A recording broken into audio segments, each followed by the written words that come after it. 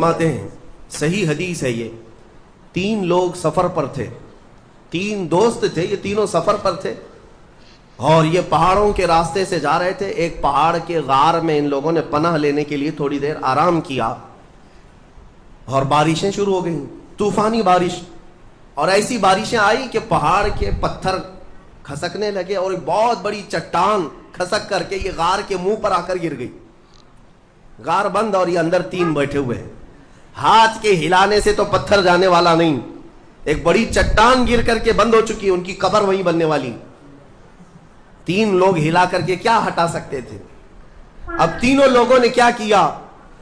میرے آقا صلی اللہ علیہ وسلم فرماتے ہیں تینوں رونے لگے کہ اب ہماری موت یہیں پر ہونے والی ہے، ختم ہے، لیکن اس سے پہلے چلو اللہ کی بارگاہ میں اپنی زندگی کی کوئی ایسی چیز ہو جو تم نے خالص اس کے لیے کیا تھا، اس نیکی کو وسیلہ بنا کر کے دعا کرتے ہیں، دیکھتے ہیں پتھر ہٹتا ہے کیا۔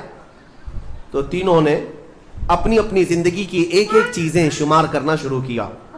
توجہ چاہتا ہوں، پہلے ایک بندہ سجدے میں گرتا ہے اور عرض کرتا ہے مولا تو جانتا ہے میری ایک بوڑھی ماں تھی، ماں کی خدمت بہت کیا کرتا تھا، ماں کی بہت تعظیم کرتا تھا۔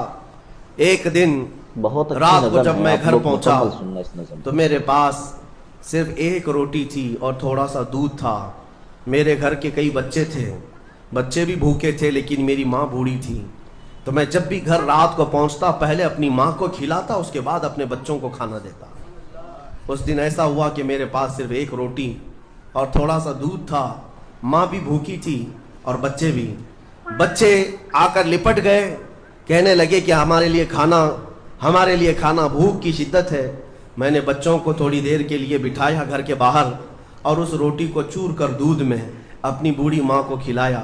میری بوڑھی ماں جو بھوکی تھی وہ پوری روٹی کھا گئی اور پورا شکم سیر ہو کر وہ دعا کرتے ہوئے سو گئی۔ اس رات کو میں بھی بھوکا رہا، میرے بچے بھی بھوکے رہے، ہمارے گھر میں اس کے علاوہ کوئی کھانا نہیں تھا۔ اے رب ذوالجلال، میں نے اپنی ماں کے ساتھ یہ جو حسن سلوک کیا خالص تجھے راضی کرنے کے لیے، خالص تجھے راضی کرنے کے لیے۔ مولا اگر یہ میری نیکی تجھے پسند ہے تو یہ چٹان کو ہٹا دے۔ وہ دعا کر رہا تھا، چٹان تھوڑی کھسک گئی، اپنے آپ کھسک گئی، لیکن اتنی نہیں کہ وہ نکل سکیں۔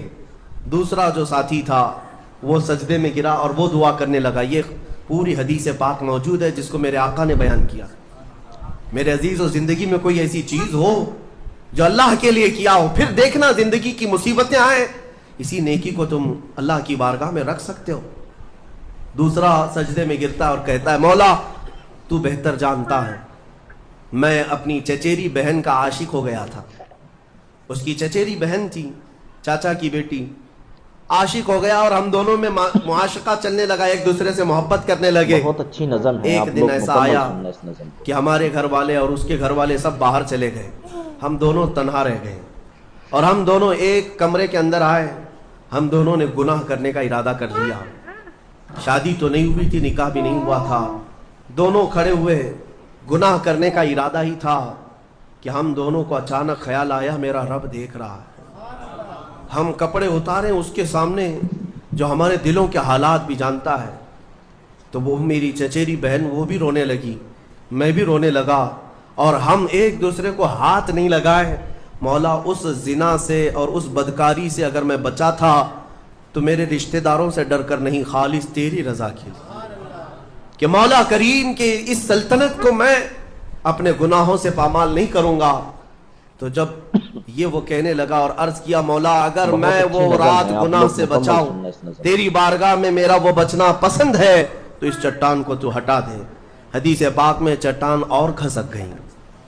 تیسرا شخص تھا، وہ سجدے میں گرا اور کہنے لگا اے رب ذوالجلال تو بہتر جانتا ہے، میں ایک زمین اور جائیداد کا مالک تھا، میرے پاس کئی مزدور کام کیا کرتے تھے، اور ایک مرتبہ ایسا ہوا کہ میں مہینہ ختم ہوتے ہی سارے مزدوروں کو ان کی تنخواہ دے دیا کرتا۔ ایک مزدور ایسا ہے جو اپنی تنخواہ لیے بغیر چلا گیا، ایک مزدور تنخواہ لیے بغیر چلا گیا اور اس کی تنخواہ میں نے سنبھال کر رکھی اور اس سے ایک بکری خرید لیا۔ میاں لوگ تو کسی کی سیلری ہو دبا کر کے کھا جائیں گے، اور یہ حدیث پاک میں جس کے لیے کہا جا رہا ہے وہ بندہ کہتا ہے میں اس کی پوری تنخواہ سے ایک بکری خرید لیا، بکری کو پالنے لگا، وہ مزدور آیا نہیں، وہ مزدور چلا گیا، مہینوں چلا گیا، بکری کو میں پالتا رہا، بکری نے بچے دی، بچوں کے بچے ہوئے، بچوں کے بچے ہوئے۔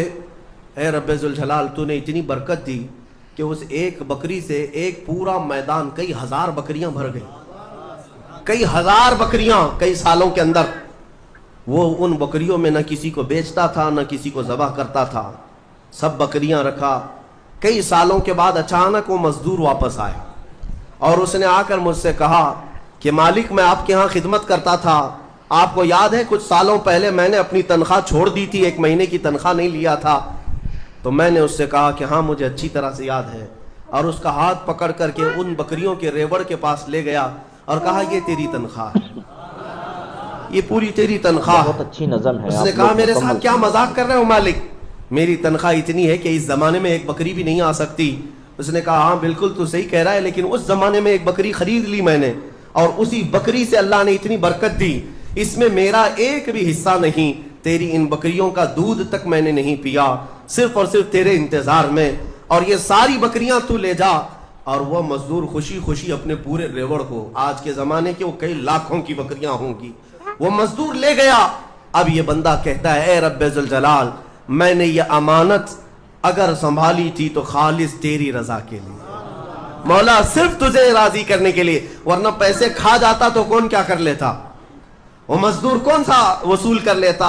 کہتا نہیں مجھے یاد نہیں، اب میں پہچانتا بھی نہیں، نہیں مولا میں نے تیری رضا کے لیے کام کیا، اگر تجھے یہ پسند ہے تو یہ چٹان ہٹا دے۔ حدیث پاک میں ہے اس نے جیسی یہ دعا کیا پوری چٹان ہٹ گئی، پوری چٹان کھسک کر ختم ہو گئی، ان کا راستہ صاف ہوا۔ پتہ یہ چلا حدیث پاک کا یہ مفہوم ہے۔ میرے عزیزوں میں اب آپ کے سامنے عرض کرتا ہوں، ایسی بڑی بڑی چٹانیں آج بھی ہم پر گر رہی ہیں، مصیبتوں کی چٹانیں، ظلم کی چٹانیں، لوگوں کے تان و تشنی اور لوگوں کی گالی گلوچ کی چٹانیں۔ ان چٹانوں کو کھسکانے کے لیے تمہارے پاس اخلاص والی کوئی نیکی موجود ہے؟ رب تبارک و تعالیٰ کی بارگاہ میں کبھی یوں عرض کرتے کہ مولا میں نے خالصتاً ایک رات تیرے لیے کھڑے ہو کر پکارا تھا جب سب لوگ سو رہے تھے، میں صرف تجھے راضی کرنے کے لیے عبادت کیا، مولا اگر تو راضی ہے تو ان فلسطین کے بچوں پر رحم کرتے۔ ہمارے پاس ایسی کوئی چیز ہے جو ہم عرض کر سکیں؟ آج دعائیں کہاں نہیں ہو رہی؟ بہت اچھی نظم ہے، دعائیں سب جگہ ہو رہی سننا ہیں، اس نظم کو۔ اجتماعی دعائیں ہو رہی ہیں، ہر خطبے میں، ہر نماز میں، ہر جگہ دعائیں ہوتی ہیں، لیکن میرے عزیزو شاید وہ اخلاص سے خالی ہو گئے ہیں۔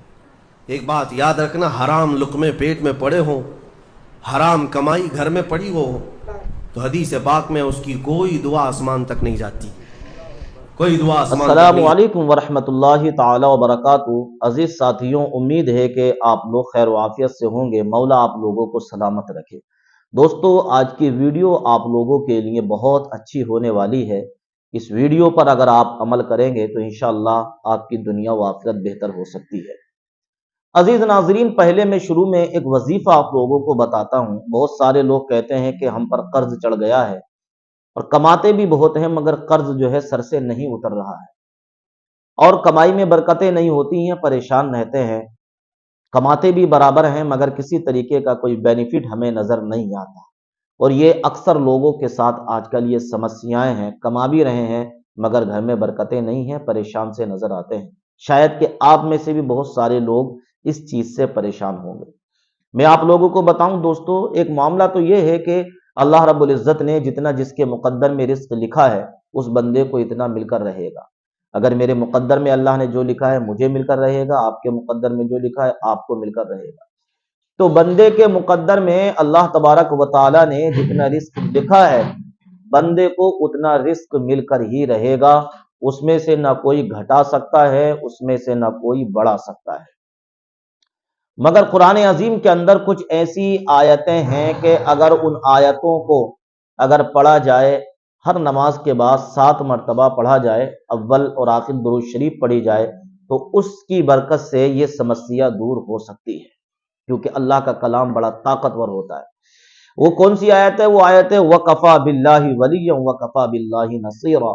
یہ آیت کریمہ ہر نماز کے بعد 7 مرتبہ آپ لوگ پڑھیں اور درود شریف پڑھیں، انشاءاللہ اس کی برکت سے آپ کا قرض بھی دور ہوگا اور آپ کے رزق میں بھی برکتیں ہوگی۔ اس کے علاوہ ایک دعا ہے، حضرت مولا علی کے پاس ایک شخص آیا، اس نے آ کر کہا کہ حضور میں قرض میں دبا ہوا ہوں، میرے سر پر قرضہ بہت ہے اور آمدنی بھی اتنے نہیں ہے، تو قرضہ کیسے ادا ہو؟ آپ کوئی دعا بتا دیجئے کہ جس دعا کو میں پڑھوں تو میری کمائی میں برکتیں ہوں اور یہ قرض میرے سر سے اتر جائے۔ اس وقت حضرت مولا علی کرم اللہ وجہ الکریم نے ارشاد فرمایا، میں تجھے وہ دعا بتاتا ہوں جو مجھے اللہ کے نبی صلی اللہ علیہ وسلم اللہم اکفنی بحلالک واغننی عمن سواک، یہ دعا جو بندہ پڑھے گا اللہ تبارک و تعالی اس کی برکت سے قرض کو دور فرما دے گا۔